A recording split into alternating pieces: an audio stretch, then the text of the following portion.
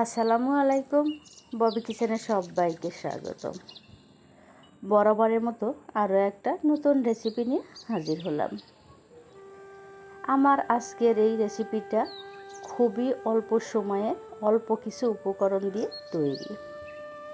আর আমি এখানে কি কি মিক্সড করছি আমি আপনাদেরকে বলে দিচ্ছি। 1 কাপ মুড়ি এবং 3টি ডিম দিয়ে আমি এই নাস্তাটা তৈরি করেছি।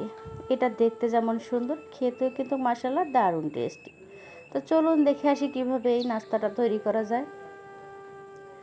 তো এই নাস্তাটা তৈরি করার জন্য আমি একটা বাটি নিয়েছি, দিয়ে দিচ্ছি 3টা ডিম।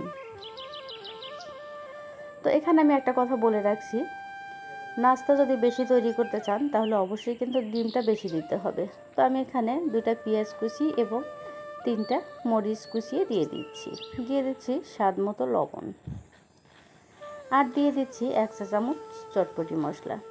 চটপটি মশলা দিলে কিন্তু নাস্তাটা খেতে আরও বেশি ভালো লাগে।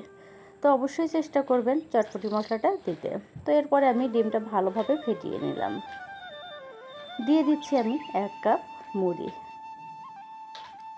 মুড়ির নাস্তা ভাবা যায়, এটা খেতে কিন্তু খুবই ভালো হয়।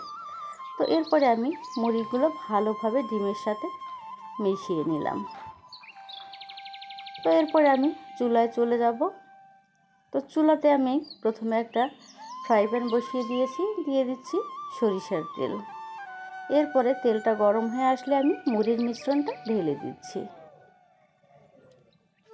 তো এরপরে একটা ছুরি বা খুন্তির সাহায্যে ভালোভাবে এটা চারিদিকে সমানভাবে ছড়িয়ে দিতে হবে। তো এরপর এটা উল্টিয়ে দিতে হবে, আর উল্টানোর কাজটা অবশ্যই ভালোভাবে করতে হবে যেন এই নাস্তাটা ভেঙে না যায়। তো এই নাস্তাটা ভাজতে কিন্তু খুব বেশি সময়ের প্রয়োজন নেই, 3 থেকে 4 মিনিটের মধ্যে নাস্তাটা রেডি হয়ে যায়। তো দেখতেই পাচ্ছেন নাস্তাটা আমার ভালো করে ভাজা হয়ে গেছে। তো আমি এই নাস্তাটা একটা প্লেটে উঠিয়ে নিচ্ছি। এর কালারটা কিন্তু খুবই সুন্দর এসেছে, খেতেও কিন্তু মাশাআল্লাহ খুবই ভালো হয়েছে। তো এরপর আমি একটা ছুরির সাহায্যে নাস্তাগুলো কেটে নেব। তো আমি প্রথমে নাস্তাটা এভাবে কেটে নিচ্ছি। এরপরে আমি আবারও এদিকে এভাবে কেটে নিচ্ছি। তো আমি এভাবে কেটে নিচ্ছি, আপনারা চাইলে যে কোনোভাবে কিন্তু এই নাস্তাটা কেটে নিতে পারেন। এই নাস্তাটা অবশ্যই গরম গরম পরিবেশন করতে পারেন বাড়িতে কোনো মেহমান আসলে। তো এরপরে আমি সস দিয়ে দিচ্ছি।